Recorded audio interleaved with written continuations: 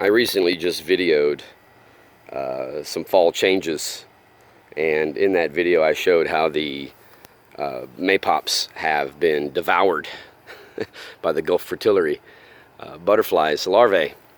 And I just wanted to take a second just to remark about how it's actually perfect timing that they defoliated this for my goji berries to start coming out.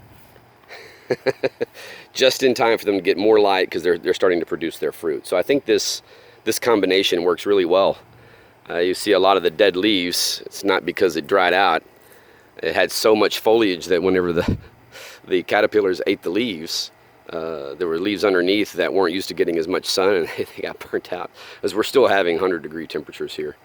So, but while I'm filming this, I wanted to just kind of take a victory lap, because when I started doing this, my yard had 0 flowers. Well, okay, the only flower I had was the seasonal blooming of dandelion. That was it, the only one. And now I have flowers starting in the earliest part of spring and lasting all the way until the latest parts of fall. And we're getting, you might be able to see it in the back, all the yellow, all the sunflowers, and got plenty of morning glory coming up. But I also was taking a walk and noticed, see, we got my goji berry. See all the little red berries? I mean, it yields, it's a hardy plant, but so it works well here.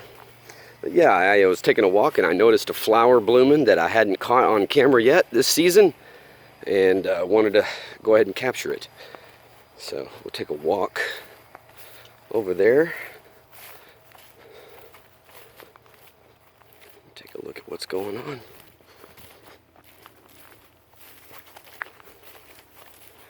Let's see,